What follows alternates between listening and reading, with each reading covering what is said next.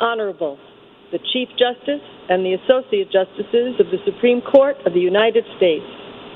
Oyez, oyez, oyez. All persons having business before the Honorable, the Supreme Court of the United States, are admonished to give their attention, for the Court is now sitting. God save the United States and this Honorable Court.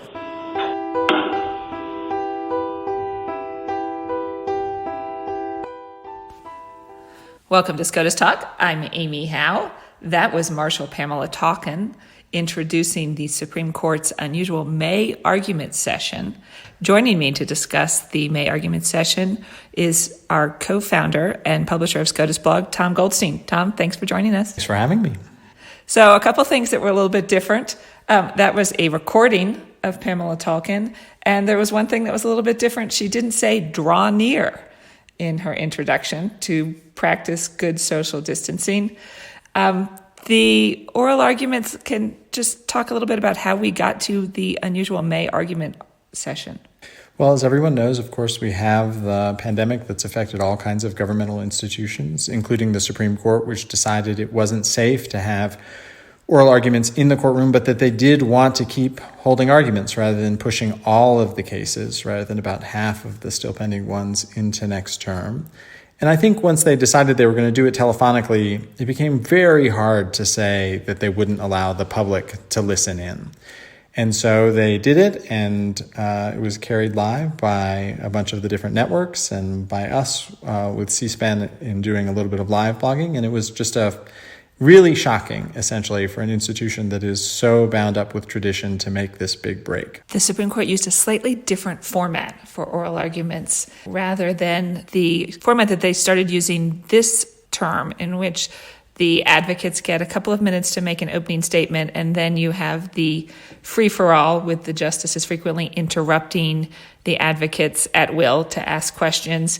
Each justice had a specific amount of time to ask questions and for the lawyers to answer, starting with the Chief Justice, and then the Chief Justice was the referee, asking each justice to proceed, starting with Justice Clarence Thomas and then going in order of reverse seniority down to Justice Kavanaugh. And so that meant we heard from Justice Thomas quite a bit. And here's Justice Clarence Thomas for the first time in the oral argument in the Booking.com case, which was the first argument of the May session. Thank you, counsel. Justice Thomas? Yes, Ms. Ross, a couple of questions. So Justice Thomas is well known, among other things, for not participating very often in the oral arguments, but we heard a lot from him. He didn't pass, I don't think, even when given the opportunities, unlike some other justices. Can you talk a little bit about why this format saw more questions from Justice Thomas? Well, we don't know exactly, but it does seem to fit with his previous suggestion that he thinks there's just too much crosstalk, too much going on, and it's hard to get in a coherent question and a coherent answer, that he seems to really prefer and appreciate the regimented structure where he'll get to ask a question and he'll get an answer, and then the court will move on after his allocated 3 minutes. And so it did show that he never, had any fundamental objection to oral argument in any way, was always very engaged in it, but just, I think, probably prefers this format much better. The other justices, and I'll play an example in just a moment from the Booking.com argument right off the bat, actually keyed off of his questions. Here's Justice Ruth Bader Ginsburg. And I have another question I wanted to ask you, and it's a follow-up to Justice Thomas. And then a couple minutes later, here's Justice Stephen Breyer. Same question. Justice Thomas's question. Good morning, anyway. Justice Thomas's question, Justice Ginsburg, what do you want to say about that? And then Justice Thomas gave us one of the more memorable moments of the May argument session in a question for Jason Harrow, who argued on behalf of the presidential electors challenging Colorado's so-called faithless electors law in Colorado versus Baca. He had a question about Frodo Baggins. Here's Justice Clarence Thomas.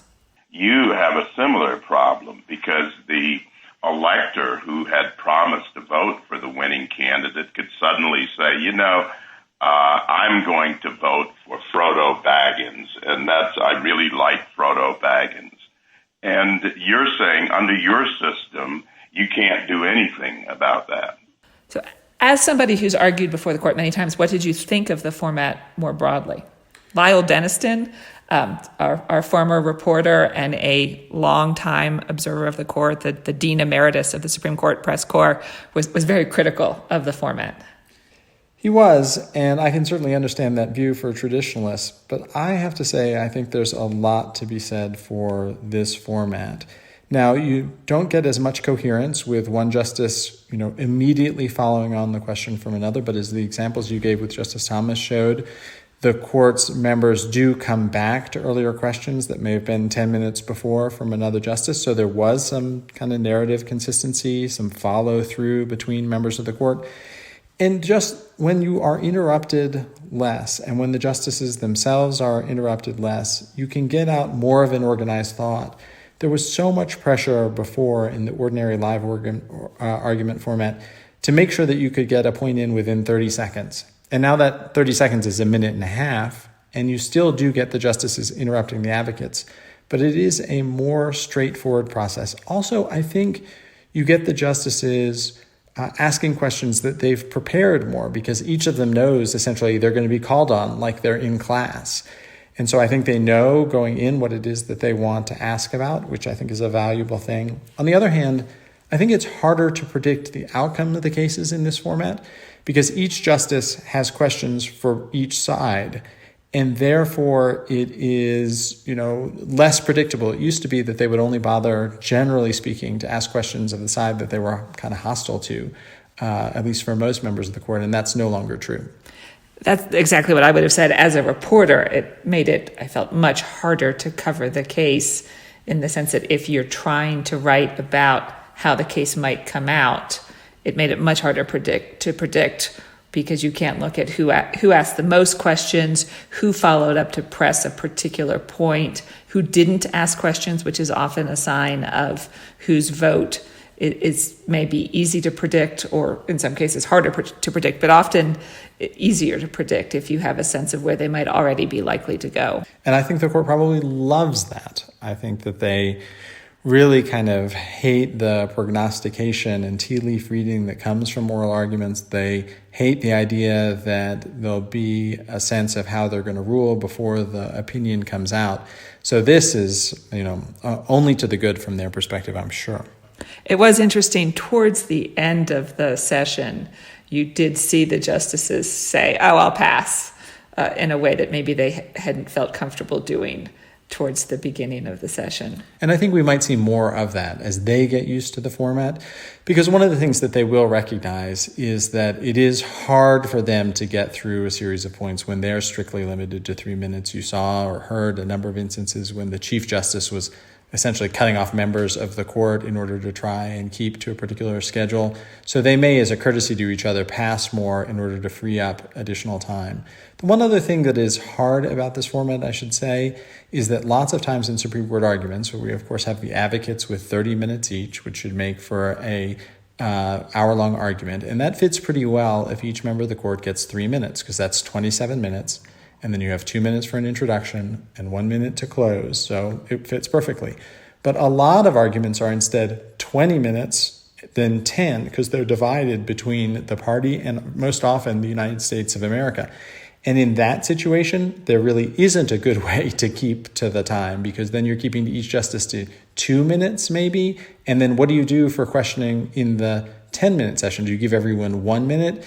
It doesn't really work. And so in those divided oral arguments, we saw the court going long and the arguments lasting, say, an hour and a half instead of an hour, because then if one side, because of the United States being with them, gets extra time, then the Chief Justice has to balance it out with the other side. And so I think they're going to try probably to find a solution where there are fewer questions asked in those divided arguments, or maybe we'll have fewer divided arguments. The other thing I realized we didn't see a lot of as a result of the new format, for better or for worse, is softballs. Sometimes when you have a lawyer struggling in some of these hotly divided cases, you'll see a justice from the other side, so to speak, jump in with a softball question to sort of rescue the lawyer who's struggling. And when it's one justice's allotted time, nobody else can do that. That's right. I think that the justices really are coming in with questions for each side, and you see less of a justice kind of just sitting back and not coming in until they really decide they need to make a point for their side. And it's much easier to do softballs when you can just interject at any time. But when you're going to have to wait your term and it might be 20 minutes later, then it's much harder to do. The other thing I'll say is that the people who probably don't love this format are going to be a Justice Kavanaugh, a Justice Gorsuch, a Justice Kagan, because they have to wait. And it's very, very, very hard for them to shape the oral argument when they're the least senior and therefore are going at the end of the questioning for each advocate. If a Justice Kagan, who can be very strategic and trying to figure out where her colleagues are at and what the way the court might get to 5 votes, where she might jump in earlier to try and focus on a point that the Chief Justice made or previously Justice Kennedy, now she's just kind of stuck. And she can still be influential, but it's not as good. It's a little bit like when they actually vote. They vote in order of seniority. And so the Chief Justice will explain what he's going to do in the merits of the case, and then all the way down. And then the junior justice doesn't have as much of an opportunity to persuade the other members of the court as someone who's been there and is going to speak earlier. And I actually thought several of Justice Kavanaugh's questions were in those veins, were much less sort of, this is what's bothering me, than sort of, here is the lay of the land in some of the big cases this term. On the one hand, we have X. On the other hand, we have Y. And how do we balance these two sets of concerns? Much more sort of big picture, kind of the kinds of questions that I feel like we often see from Elena Kagan. Yeah, Justice Kavanaugh, I do think, finds it quite important to show a lot of balance, to show how he is looking to both sides. We had, for example, other big picture questions from him in the electors case, for example. He asked this very, very broad question that said, the other side says that if electors can vote for whoever they like, that's going to generate chaos and is going to be a complete mess. And you might call it kind of the chaos theory of constitutional interpretation, that if a case is close, let's not read the Constitution to invite disaster. What do you think of that? And in general, I thought that the questioning had more of a, give me your take on something feel than sometimes the traditional oral arguments have a more kind of pointed hostility. The justices, I think, in the courtroom seem more willing to kind of go after the advocates. And if you ask me, what is the one consequence of the public's immediate access to the oral arguments, I think that's conceivable. That the members of the court, as the public, for the first time, you could have tens of thousands of people listening to the oral argument. They really wanted to show how the process is intended to gather information and not just be a political scrum. I just want to talk for a second about the substance of the oral argument. Were there any moments that stood out to you? No, I think that the oral arguments were really wonderful in terms of not getting into crazy little minutia, in terms of sticking with the big picture. I thought that they were very accessible. They had a lot of concerns about what the court is most often concerned about in oral argument, line drawing. So, for example, in the faithless electors oral arguments, there were a lot of questions about, could the state prosecute for this, for that, for bribery? Could they make him take a pledge? And these are things where the justices are trying to figure out how to write an opinion and how to test each side's rules. So I thought that the public got a very good sense of how the Supreme Court thinks about cases. I mean, when we've talked about, and when I've talked about live audio or cameras in the courtroom, one of the concerns that people often cite of the justices in not allowing live audio or live video is the idea that talk show hosts or others are going to make the justices look bad. I've often thought that, in fact, cameras in the courtroom would, in fact, reveal that the Supreme Court is the most functional branch of government, or perhaps the least dysfunctional branch of government. And I feel like these arguments really showed that. Right, and I think that the court probably differentiates, or members of the court probably differentiate between video and just audio. And I think they're probably most comfortable with audio to the extent they're going to have to do anything. They do seem to like the privacy of being not recognizable.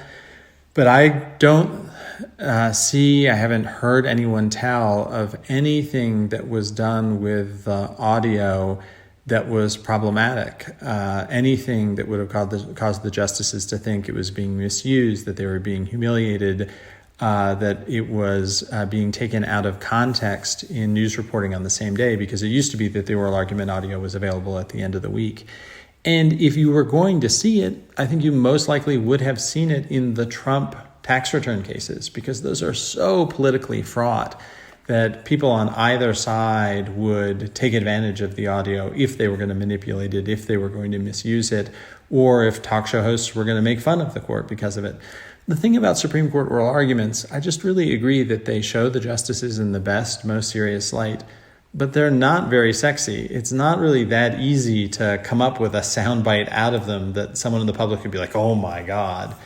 And with the passing of the late Justice Scalia, we lost maybe some of the most colorful questioning that would generate the kind of loudest laughter in the courtroom, and that might generate the greatest public reaction.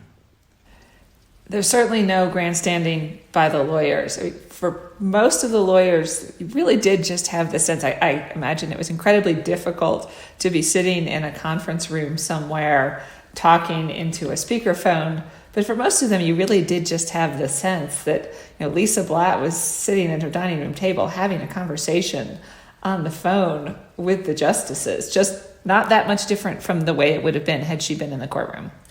Yeah, I definitely don't perceive that there was much different at all in how the advocates were behaving. There was a little less by the advocates in trying to relate different sets of questions to each other. I think the advocates were trying to adjust to it. The advocates don't have the benefit of visual cues. They don't have the suggestion, as clear a suggestion of where the justices are at, because they're asking pretty balanced questions of both sides. The one thing that the advocates haven't yet really started to do is adapt to this 3 minutes. And I think you will, if this continues into the fall, where we're doing it by telephone and there's this regimented 3 minutes for each justice, I think you will see the advocates kind of using clocks by their phone so that they can tell when their time is running out, so that they get as much of an answer in as they can. There were some technical issues. The Justice Sonia Sotomayor had a few issues with her mute button, particularly in the first one, Booking.com. Here's Justice Sonia Sotomayor, preceded by the Chief Justice, John Roberts. Justice Sotomayor? Justice Sotomayor? I'm sorry, Chief. And then again on the second day of oral arguments. Justice Sotomayor? Justice Sotomayor? I am sorry, Chief. Did it again. Mr. Michel?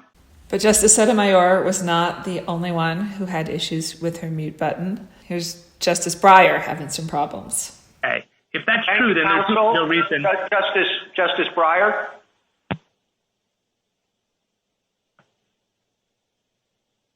Justice Breyer? Justice Alito? And there were others too. I think Justice Gorsuch might have missed his turn. And then at one point we heard Justice Alito's phone chime. So there were some issues with the mute button. And then there was the toilet flush heard around the world. What he has said is that when the subject matter of the call ranges to the topic. Ashley Feinberg of Slate has analyzed the toilet flush in excruciating detail, so we won't go into it here. You can read her article if you are so inclined.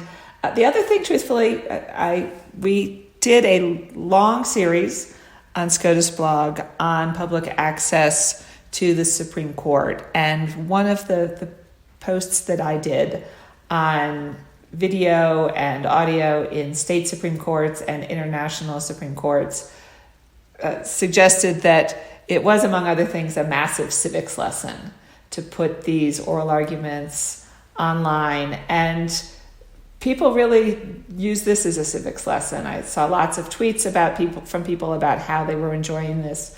SCOTUSblog had educational seminars. The National Constitution Center had educational seminars. I know that others, Neil Katyal and George Conway, did a seminar on Trump's tax returns. It was a lot of fun to be able to cover it in real time.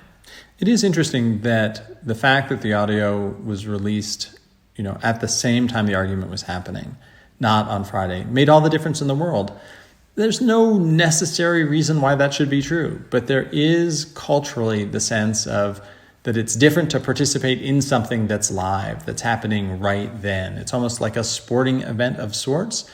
And so the level of participation was wildly higher for streaming arguments than otherwise. I mean, you're talking about tens of thousands of people listening in for example, the Trump tax returns oral argument, whereas in ordinary times, if the audio was released on the Friday, I think you would have maybe had hundreds of people listening. And so the notion that the country is listening in, finding it valuable, learning about their Supreme Court is, I think, what advocates of broadened public access to the court's proceedings have been talking about the whole time. It is a public governmental proceeding. It is almost impossible to get into the courtroom and listen in real time in ordinary times because there are just so few seats. There are all kinds of problems like paid line standards that have been explored in your pieces and other ones in the series. And, I hope that what we'll see is as this, continues, if it does, that there's a greater public confidence in the Supreme Court. The real puzzle to me is when the court goes back into the courtroom and when the public is allowed back into the courtroom, will they continue to do this? They clearly have the technology to do it. Hopefully they've had a good experience. I think this one may be a bell it can't be unrung. Of course, the justices can do whatever they want. They don't really respond to public pressure. But I just think that, the court's failure to do audio for a long time was a result of kind of institutional inertia, that's gone. The one other thing is that if we're right in suggesting that the justices are most hostile to video, audio may well be what saves them from video. And I think it will be very, very, very hard for advocates of greater public access to be insisting on video of the proceedings when audio is available. Video really shouldn't make any difference at all, to be honest. Seeing the looks on their faces or whatever. And so they may stick with audio and, we may not get video for 10 more years. But audio would be better than nothing at all. Much better. I think that it's, unconscionable, to be perfectly honest, that the court has the technology that allows this to happen, that it's an open public proceeding, and they just don't. And I do think that the release of audio on the Friday is in effect calculated to be able to say we are releasing the audio, but not in a time that, is really timely and close to the oral argument when there would be a lot of public interest in use of it. So I think audio is great, and you have to separate out audio from this format because once they go back into the courtroom, they'll revert mostly, I think, to their old way of doing things in terms of the crosstalk and the questioning that Lyle Denniston likes so much more.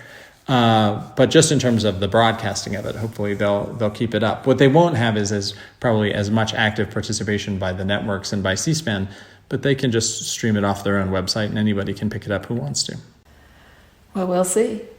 And who knows where they'll be when arguments start back up in October. Yeah, I don't think the court knows either. The advocates don't really know how to prepare to the extent that they're going to prepare differently with their moot courts and things like that. But, I'm sure the court has concern about all of its members, all of the public, but particularly the older members who just fit into a demographic that is particularly vulnerable to COVID-19. So if you were to ask me what my current betting is, because I have an argument in October, that's held over from this term is, I think, in October. My bet is that we'll still be doing it telephonically, but it's impossible to predict. So when she gavelled the oral arguments in the faithless electors case to a close, the marshal said something that I think was Latin for, in essence, see you next time, because they don't know when the court will next be in session. So see you next time. Thanks for joining us. This is Amy Howe, Tom Goldstein, SCOTUS Talk. Thanks. That's another episode of SCOTUS Talk. Thanks for joining us. Thanks to Case Text, our sponsor, and thanks to our production team, Katie Bart, Cal Goldie, and Edith Roberts.